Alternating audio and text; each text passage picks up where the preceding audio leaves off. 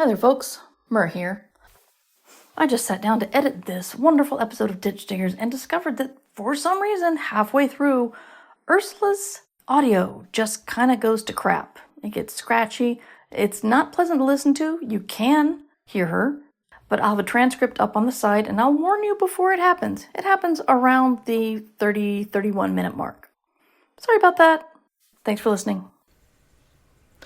Coming to you live from the Warbler Appreciation Room of the Ditch Diggers Manor, it is The Ditch Diggers with Mur Lafferty and Ursula Vernon, Season 11, Episode 5. Ditch Diggers appear and ain't no wannabes here with some not so nice advice for your writing career. To be clear, no punches will be pulled, but the punch may be spiked how they like before they get on the mic. To my left we got the mighty Mur Lafferty, and if I piss her off, believe me, she'll come after me. And her co-host Ursula Vernon on the right, yeah, she's burning to recite a slime mold speech tonight. So settle in, folks, buckle in and boot up. Time to meddle in a way to make you writer shut up. It's hard work, but the perk is that it's fun and exciting. Facebook will still be there when you're done writing. Ditch Diggers!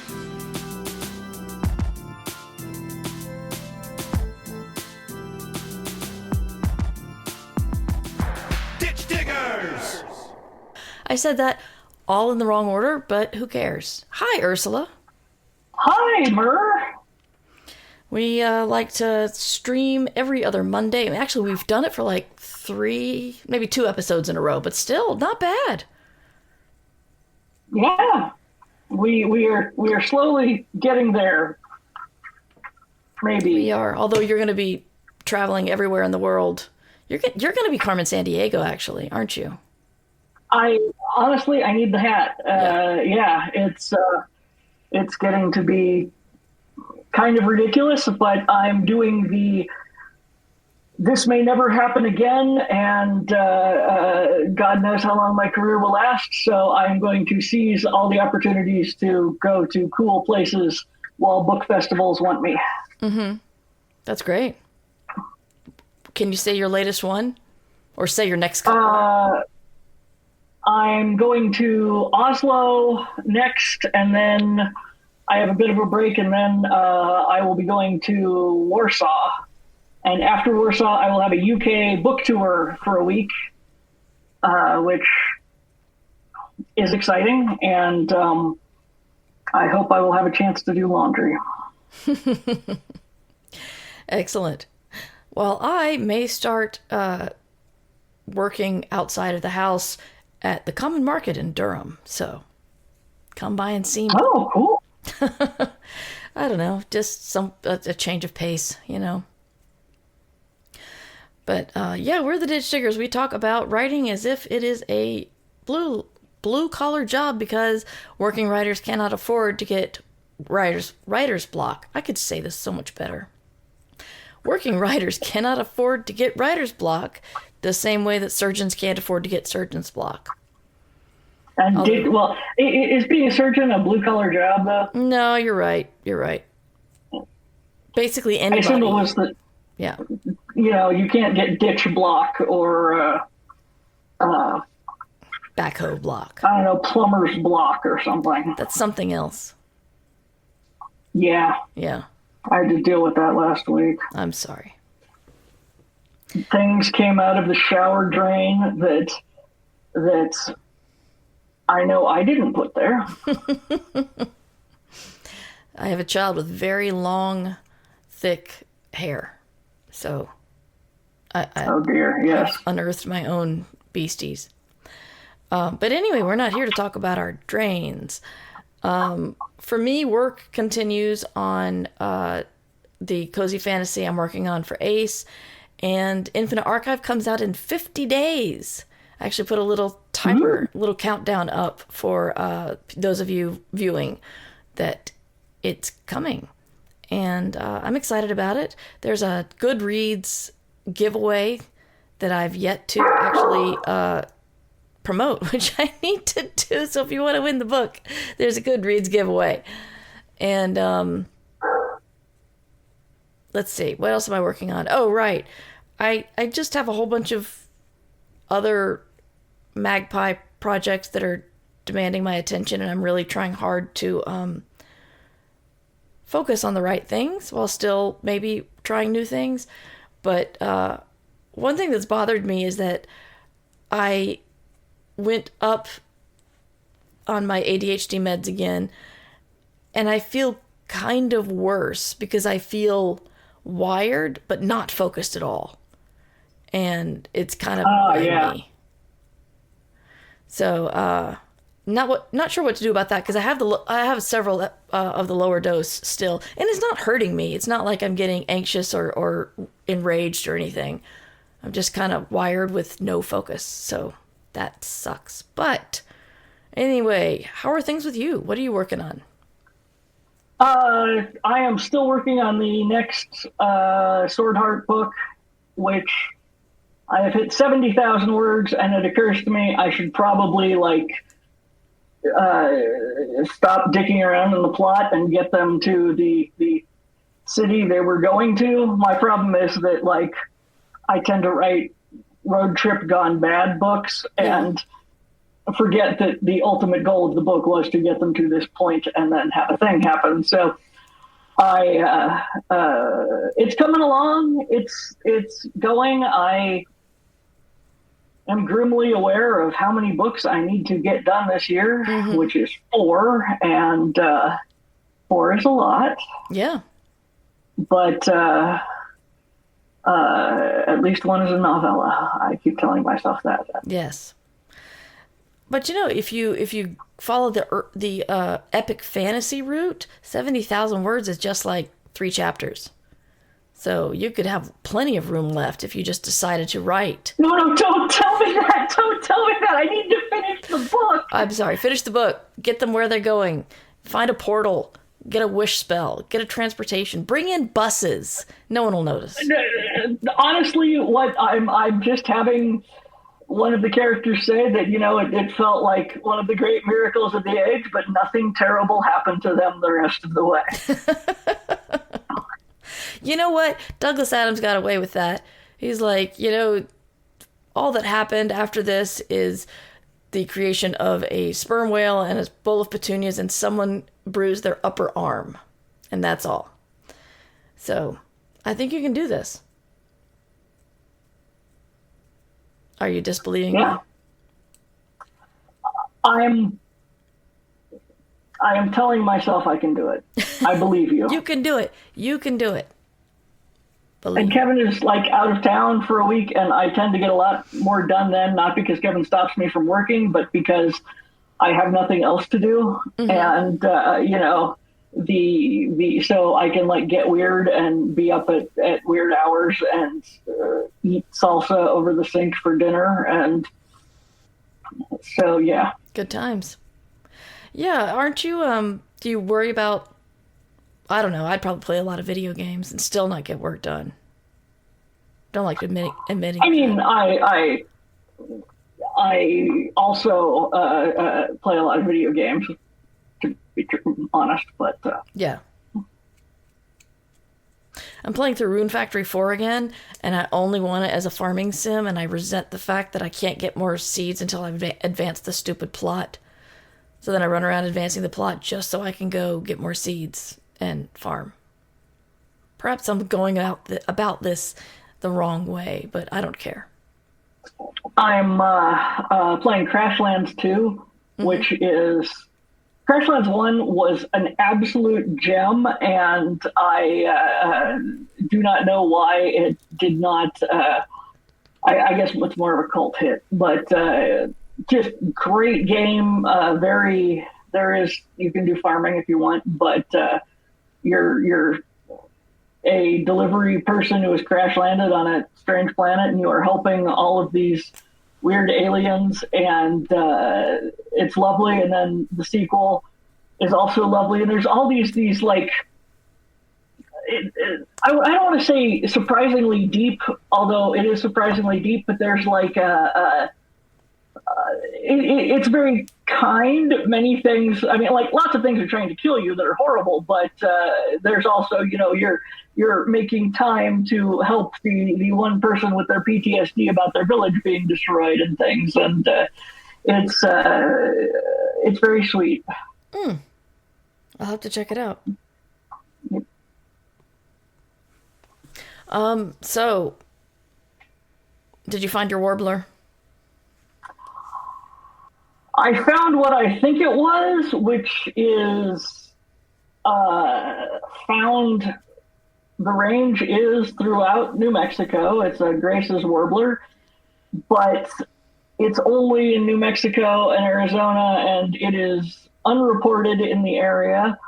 Not that that's that surprising, because the area reports consist mostly of me, and it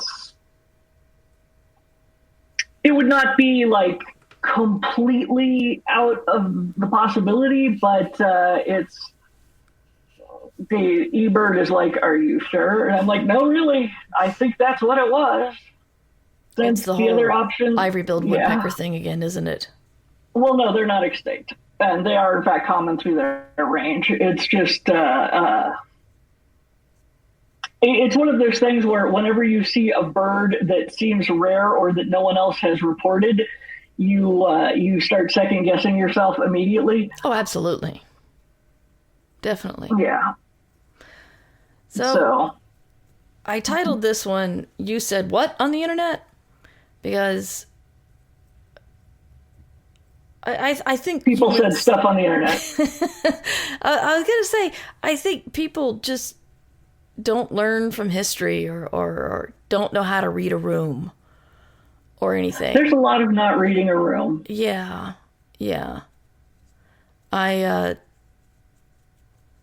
There's been more, I forget, have we talked about the whole AI and WorldCon thing? I do not believe we did. Okay. So first, the problem was that WorldCon announced that it was using ChatGPT to vet the panelists for WorldCon because they have a whole and bunch let's of be people. clear, they didn't so much announce this as somebody informed the world of it, and they made a statement. My bad. Yeah.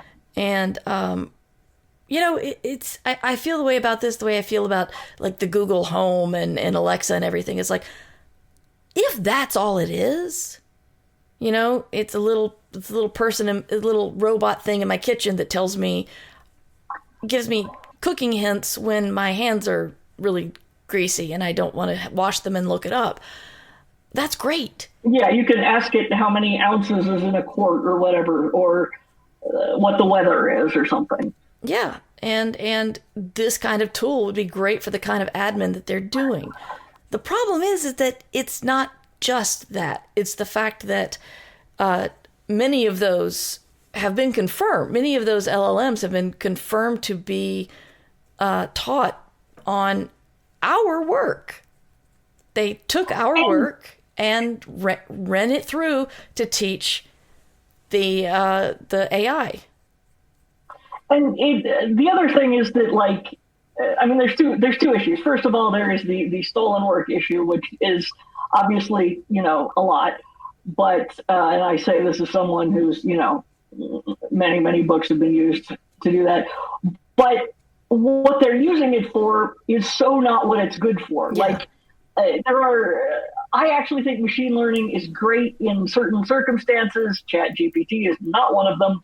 But there are many, many things you can use machine learning algorithms for that are fantastic. One of my favorites is a citizen science thing where you can basically help teach a machine model how to identify deep sea creatures, because there are thousands and thousands of hours of deep sea underwater footage from things that a human is just, it would take humans like decades to sit through and watch. But if we can train the machine to recognize that's a shark, that's a fish, that's a sea anemone, then that makes things go much quicker. And obviously none of it is stolen data, because it's all stuff that from the photographers and the various underwater research things. But ChatGPT is it is literally glorified autocorrect. And while I am willing to say there are things that ChatGPT is probably fine at, like, I don't know, giving you an email template or something, Although I feel that there surely must be ways that use much less water to get an email template. Yeah. The thing they asked it to do is not a thing it's good at. Mm-hmm. They were asking it to vet panelists, like, is there anything we need to know about this panelist, kind of thing. And it's like, what? That's, and they did it because, quote, Googling would take too long. Yeah. And it's like, what? Crystal Breyer in the chat brings up the issue I have is the data can't be trusted.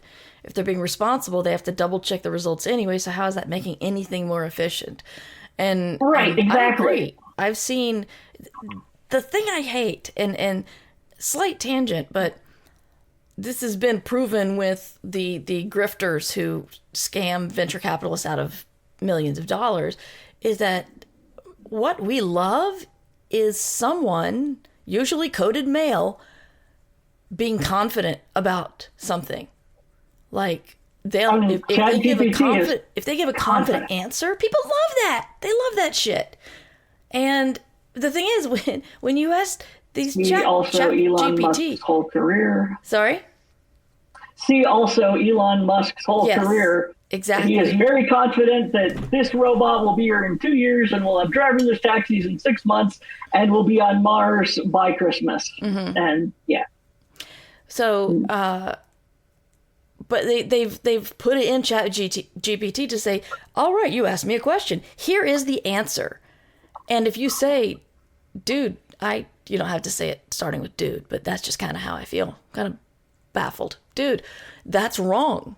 What you said was patently incorrect. It'll be like, oh, okay. And then this is the definite answer. And it could possibly give you something else that's completely wrong. But it will never say, you might want to check my numbers here or might want to look up that link. No, it just gives it to you. And people believe that. I was reading today that Agatha Christie's estate has approved somebody building an AI or a teaching model out of her to teach like mystery writing. Agatha Christie was one of the greatest mystery writers of the world. I'm pretty sure And Then There Were None is one of the best-selling books in the world. But she was also really fucking racist. She was so racist. Yeah. And if they're taking this AI teacher thing and just feeding her work into it, they're gonna have, if no one's cleaning that up, they're gonna have some problems. They really are. And I'm pretty sure, going to create an entirely subpar Agatha Christie. I would be surprised if we can do a novel. Most of them can do like, a page or two kind of thing rather than a lengthy narrative, so far as I know. People have, there are lots of people who claim to use AI to write their novels, and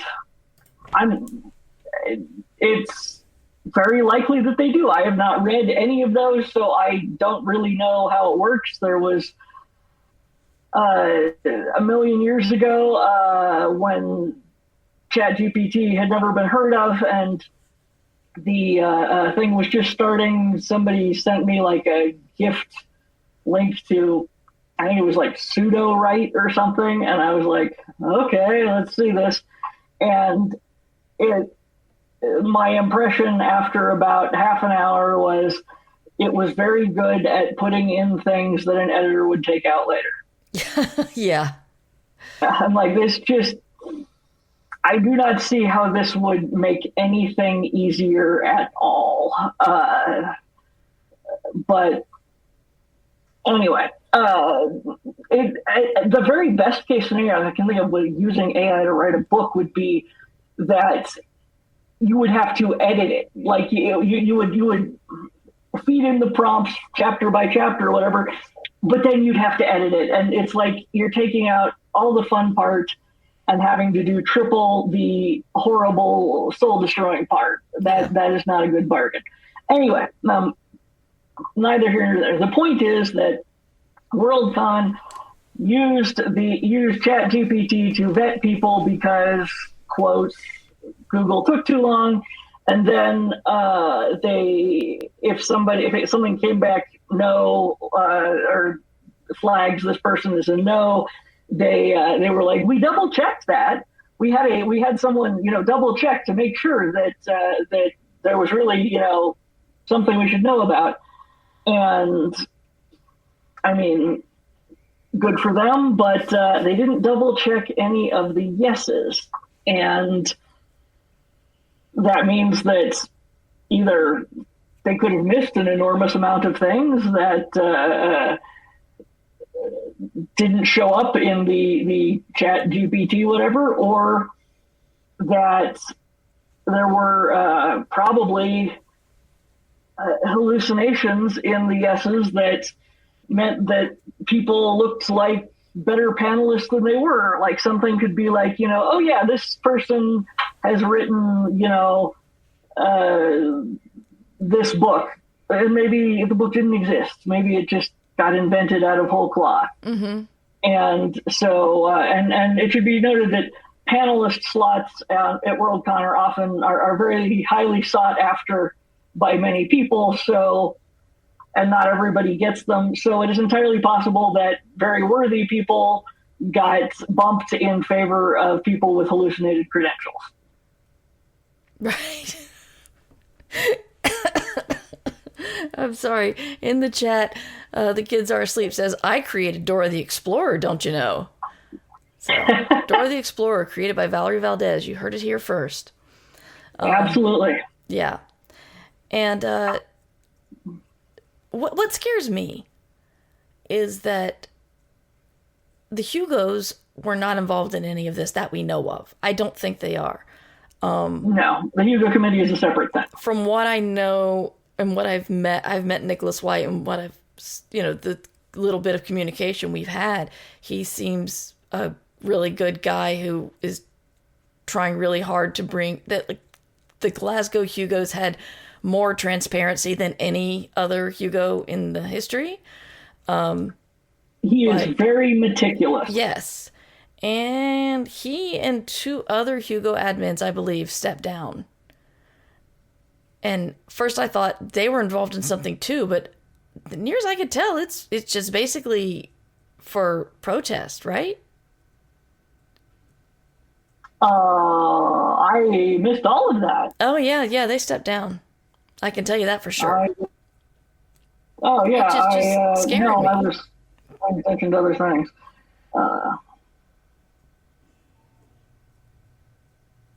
No, keep talking. I'm going to file 770. I will vamp. Sorry. Anyway, when the people who, you hold to a high esteem start backing away, that's a little worrisome. There've already been several people drop out of WorldCon. Fran Wild, Elizabeth Baer, Yunha Lee. And we've already got a lot of international authors who don't want to come here for obvious reasons. How nice we are to visiting foreigners and immigrants. So it's just, yeah. I'm not attending, but I have to say that I am not. It is not a protest not attending. It is I am out of time, and vacation time for Kevin and things. Yeah. Not attending. Yes, I still am attending. I'm looking forward to the trip itself. I want to see Seattle. I've got friends out there. My husband has friends out there. So I still expect to attend, but it can't be worse than 2015, can it? Can it? Was that the puppies year? Yes, that was the year of the puppies. That was the year that no award won most of the awards, yes. 6 of the Hugos? I think 6 or 7. Yeah, that was an awkward year. Quite awkward year. Good times. But, yeah. Yeah, and then I'm always worried about talking crap about people directly. You may not. We don't have to mention names. Well, yeah, just another author started ranting about how people are stupid to be worried about AI, and just digging his hole and asking passerbys for bigger shovels just so he can dig a little deeper. And it just got like, is this the hill you want to die on, man? Because there are a lot of other things to stand up for, but, yeah. Yeah, it was, okay, yes, I found it. Yes, it was a group, basically a resignation from the committee because screw you for using LLMs or generative AI. They want to reaffirm that none of that has been used in the Hugo Words process at any stage. You can look at their software on GitHub, and let's see. They basically are just like, we don't want to be part of this. Yeah. So props to them for that. God only knows who's administering the Hugos now, but, life. But yeah, there's at that point, there is very much a read the room. And dear God, people, read the room. Like, this is not the time to, proudly proclaim your use of ChatGPT. It's like, yeah. Yeah. And the other annoying thing is that if somebody pointed out what they were using it for vetting people, you could have made a Python script that would do the exact same thing for Google, and no one would have cared. It's just, yeah. People, exactly. I'm starting to think that WorldCon's like controversy is like their enrichment, like a meat-filled pumpkin for a polar bear. Yeah. And if there's not a controversy, then the WorldCon gets bored and starts scratching its fur out. Yeah. P. Sorry, I'm distracted. The dog just burst in here. And now she's satisfied herself that I'm here and then left. But yeah, in theory, it's a great idea. I love it. But, in theory, what's a great idea? Just like the idea of a generative AI that has learned things from legit sources, and digital assistants who don't report back to the company that made them. And one thing I resent is that we have now used the word AI for so many large language models and whatnot that have been trained on stolen work and so forth, that you now can't use the word AI for even or machine learning for even the good stuff, like, the Deep Sea program. It's like, well, it uses AI. And then other people, Adobe, everyone else, are like, AI is the buzzword because it's it's so trendy, AI, and it's like, that's not AI. That's literally just a search engine thing, and that's not intelligent anyway. Yeah.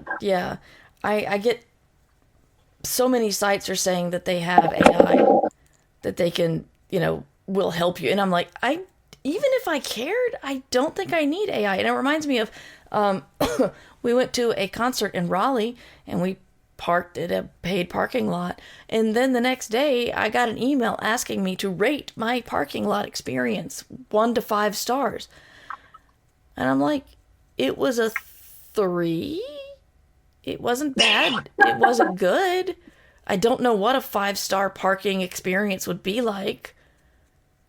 Maybe someone guiding you in perfectly with a warm towel when you get out of your car. I don't know. But I'm like, why is this? And some poor person who was working that night is going to get asked, why did you just get a 3-star review? Right. But I want to be honest, because I don't want to just...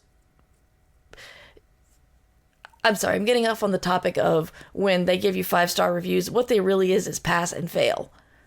Because if you don't give them a 5-star review, they're going to get crap from their bosses. But anyway, we have an ad going, so we can chill and vamp for about a minute, 13 seconds. And I'm trying to figure out why my voice is going. So that's something fun. That sucks. Yeah. But talking about various convention stuff, I will be attending ReaderCon in Boston in July. And then WorldCon, whatever it turns out to be, I'll be there in August. And World Fantasy is in Brighton, but I don't think I have any legit reason to go because my book won't be out until possibly 2027. Oh yeah. My first 2 books with them, my first 3 books with them had a little bit of problems with hitting the deadlines. I would like to blame the pandemic on at least 2 of those. I mean, okay, little break here. Remember when I told you that the audio starts getting not so great from here on out? This is the point. Come on. Oh yeah, no, pandemic threw everything. But because these were my first books with this company, I think they've given me like a large editing window after I turn my book in, which I can't really blame, but I don't like. See, I feel coddled and I resent it. Yeah. Okay, it looks like we're back. So yeah, is there what ways do you think is ethical to use these tools these days, if any? Well,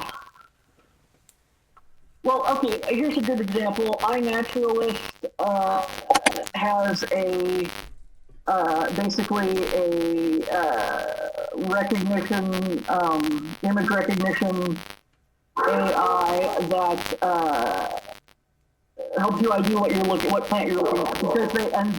Because the training data they're using is all the photos on iNaturalist, basically, that, are thousands and millions of things that have been uploaded that look like whatever. So I have no problem with that. Like, it's, they're not making money. It is in the service of good, and it's,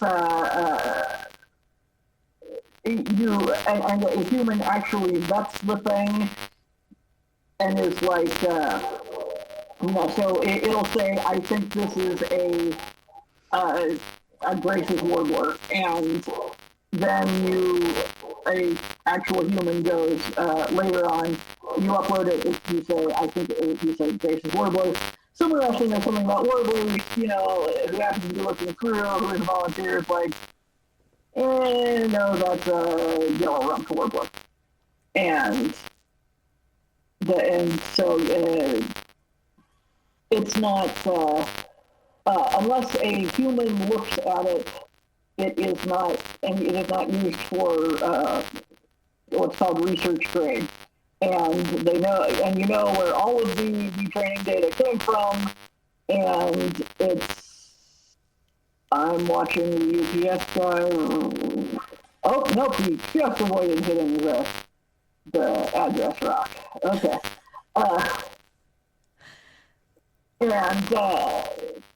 So I think that's perfectly fine. I have no problem with that.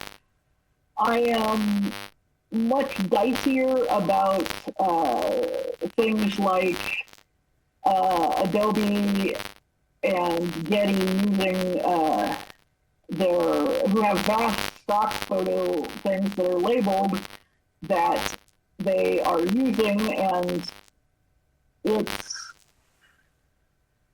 the photographers in many did not know that it would be used for this because the technology literally did not exist at the time. But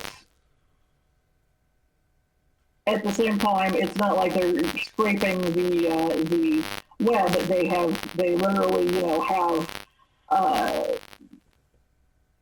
sort of licensed the rights, basically. So that is more of a gray area than some others, but the problem is that the data set is hopelessly muddled because people will upload like other people's stuff and whatnot, or will upload AI stuff made in programs that are not so ethical to the stock photos and label it, and then it gets used in Adobe's, stock photo using AI, and it all just becomes this horrible Ouroboros eating itself. So I don't know. There are lots of things that are trained on very limited data sets that are totally fine. Like, Home People train stuff on, I think somebody did it on Audubon. Didn't our friend Daniel do one on Audubon's Birds of the World? And all the plates and whatnot, and then was generating like freakish birds that did not exist, and I'm fine with that. You want to use Audubon's Bird of the World? I mean, that's been out of copyright for 200 years, and it's funny, and you get, weird shit, because it's, not a big enough data set for anybody to make, like, really good-looking birds out of. But then you get into, like, ChatGPT, and now we're training it on lots and lots and lots and lots of things and using it to make other people's lives worse. I think that's basically the line for me. It's annoying that somebody scraped, all of my books to train with, but there is so much training data scraped that I know realistically I would, a minuscule 0.000.1 of the data, and so it doesn't I don't stay up at night worrying about it. But it annoys me when those programs are used to make people's lives worse, because now they're, having to, their boss thinks that AI-generated movie scripts are a great idea, and they're having to edit them or something, and they fired, half the writer's room. Okay, then it was making someone's life worse. Mm-hmm. So that's basically where I get annoyed. I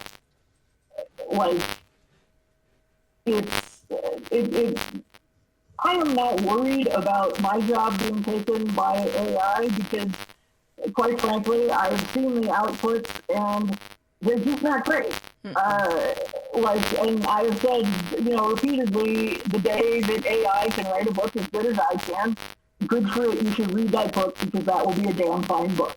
Yeah. But I don't think that's going to happen. Part of the reason I don't think it's, yeah. The thing that amuses me about both art and words, writing, AI, or LLMs, is when they make a mistake and you tell them what to change for the better, they have a big problem with that. I've heard, if you just say, change one little thing in a piece of art, it can, go off the rails. Because tweaking one little thing is just not in its creative mindset, so it wants to create something bigger and more frightening with more toes. And if you generate a picture of a bird and you say, okay, this is perfect, but can you make it green? The computer cannot. It has to make something new, because the way it works is that it does not see what it has done exactly, so it can make a new one, but it can't just turn the thing green. What it can do, and the workaround that people use, is if, for example, the bird is great, but it needs different feet, you erase the feet and then tell it to, fill in the erased spot, and or basically, and you add it has red feet, then you're much more likely to get something if you erase it. But it can't just edit something like a human can, because it doesn't know what it's done, essentially. Yeah. And so then you need someone to go behind them and look at it and vet it, and then you're just back to where you started, where you've got to hire artists. And color it green, yeah. You're not letting them do their own thing, and so now you're hiring bitter artists. So, good times. Well, in fairness, I mean, True. good luck finding your non-bitter artist. But, yeah. And, like, the other problem is in terms of, and this is unrelated to that, but the longer that at least the visual generation algorithms go on, the more the same they get. They've sort of honed into this particular kind of glossy effect. And the early versions were much more interesting because they did really messed up stuff that humans would not do. Because it was interesting. Like there was weird stuff. Like, do you remember Google Dream when they would give you fractals full of puppies or something? No. Oh yeah, it was early stuff like that. Really distorted, funky stuff, and like it was hilarious, and occasionally it was interesting in that kind of parallel way where you're like, your brain is filling in things from that and trying and finding meaning in random patterns, and some of those were very cool. You could fiddle around and do interesting things. But everything is sort of achieved the kind of sameness of life, and then it becomes deeply uninteresting. Mm-hmm.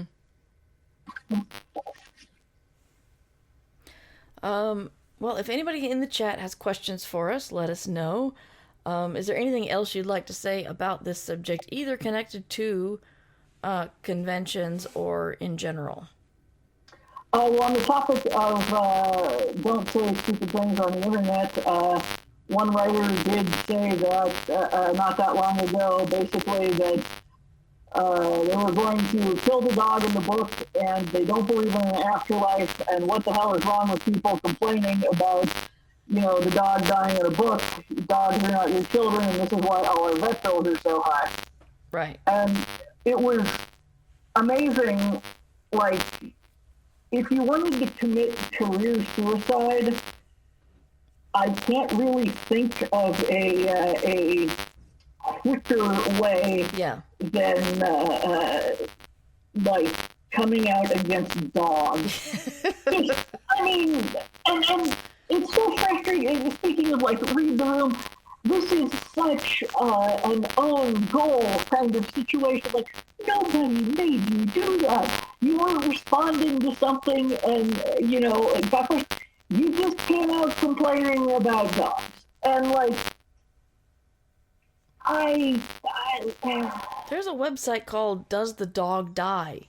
Yes, they were complaining about it. Yeah.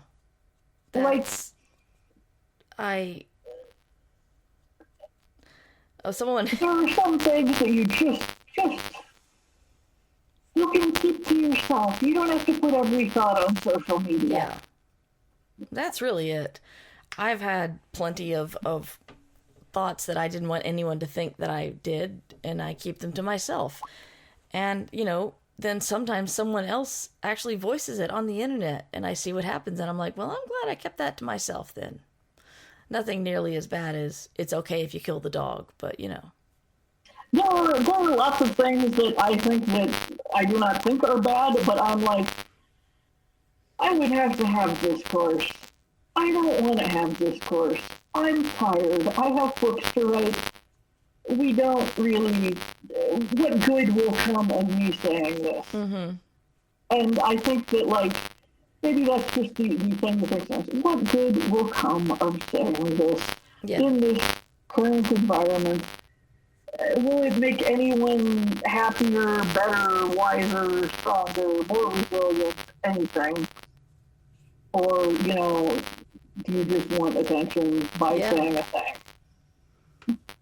Maybe you like a lot of people hating you. A lot with the AI defense. I believe those posts have been taken down, but a lot of people got screenshots, and there were a lot of comments of, "Well, you just made my to be read list shorter. Thank you." I don't get it. And like sometimes, I think maybe part of the problem is that like we get our heads confused between sometimes the brave truth teller is unpopular, and but that's not like transitive. It doesn't mean that because you're unpopular, you're a brave truth teller. Maybe you're just a dumbass. Yeah, and I'm not saying don't speak up about things that you're passionate about, even if they're unpopular. Like you said, the brave truth teller.